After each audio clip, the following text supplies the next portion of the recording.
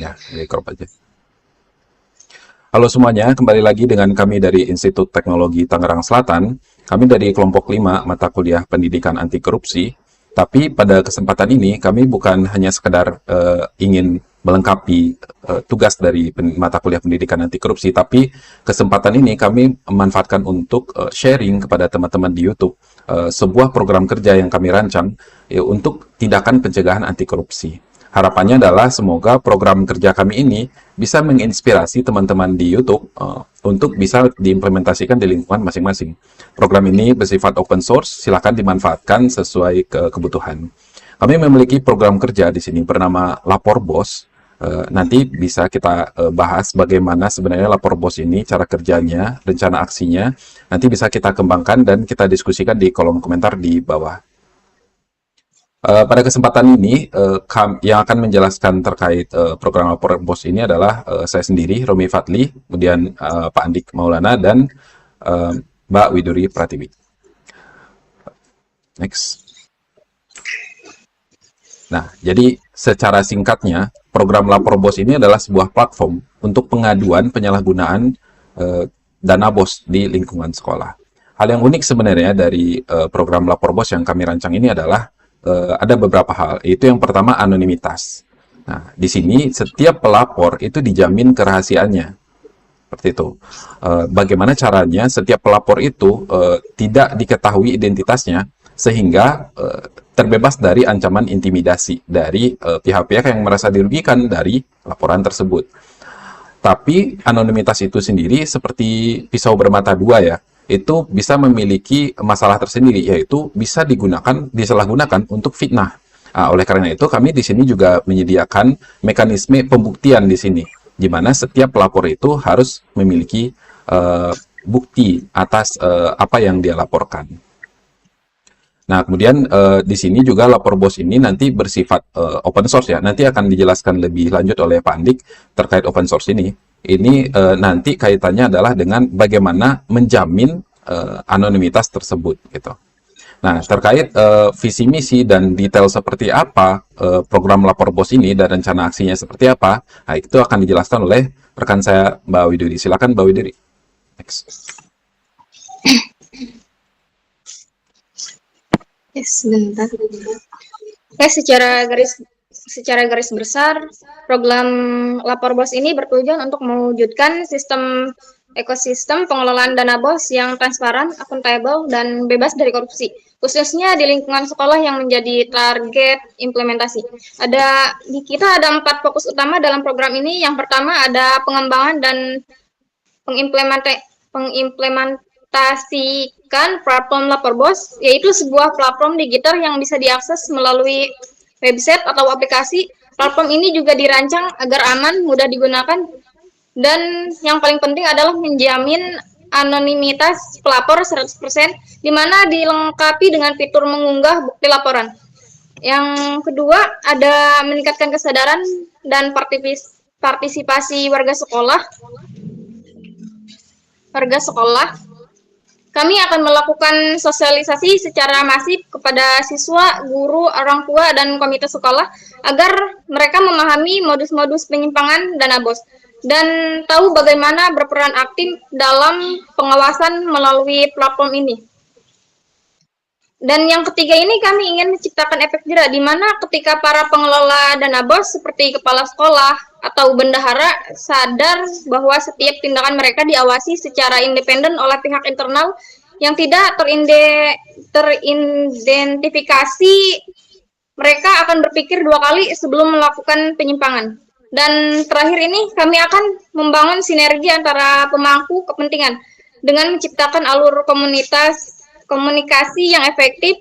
Laporan-laporan yang masuk akan divertifikasi dan kemudian diteruskan kepada pihak berwenang seperti Dinas Pendidikan, Inspektorat, hingga komite sekolah agar dapat ditindaklanjuti sesuai prosedur.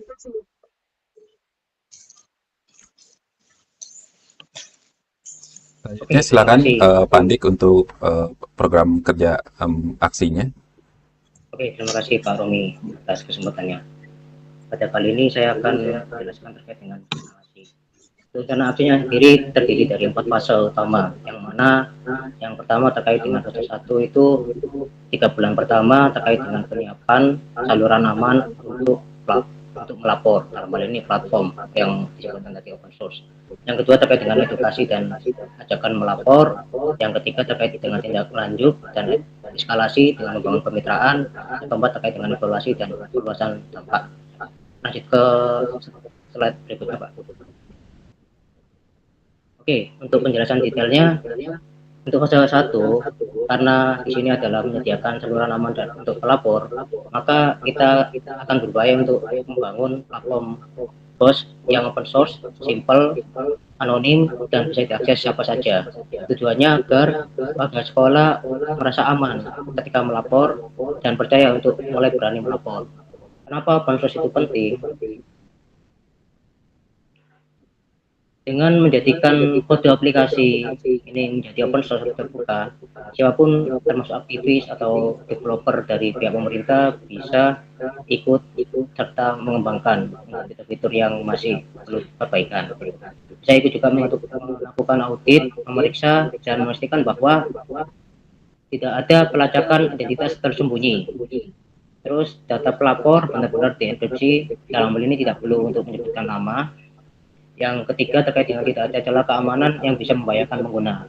Misal di sini kan pelapor mengunggah bukti atau dokumen terkait dengan adanya indikasi penyalahgunaan dana BOS, itu bisa berupa bukti chat atau dokumentasi atau fakta di lapangan dengan dokumentasi administratif yang tidak sesuai, itu bisa dilaporkan. Nah, dalam ini misalkan foto bisa kita pakai untuk algoritma EXIF agar tidak bisa dilacak ketika dilakukan digital forensik. Jadi yang diperlukan adalah metadatanya. Nah, di sini tujuannya untuk open source ini agar tercapainya transparansi yang menjadi dasar kepercayaan. Karena platform ini bukan sekedar alat teknologi, tapi gerakan sosial yang mengedepankan perlindungan pelapor dan keterbukaan dalam proses. Jadi untuk targetnya, pertama platform berbasis web yang siap digunakan dan open source. Terus yang kedua terkait dengan SOP pelaporan lengkap dan bisa dipahami siapa saja. Terus materi edukasi siap disebarkan ke warga sekolah, repository di-attach ke GitHub dengan private, dan selanjutnya diundang bagi siapa yang ingin tertarik berkontribusi menyebarkan. Oke, untuk fase yang kedua terkait dengan mengajak warga sekolah berani melapor. Jadi yang sudah disiapkan ini kita sosialisasikan ke sekolah dan media sosial melalui campaign atau kampanye. Kampanye ini ditekankan ke rasa yang aman, kepercayaan, dan kemudahan penggunaan. Itu targetnya 75% warga sekolah tahu platform, minimal 15 laporan valid tiap semester.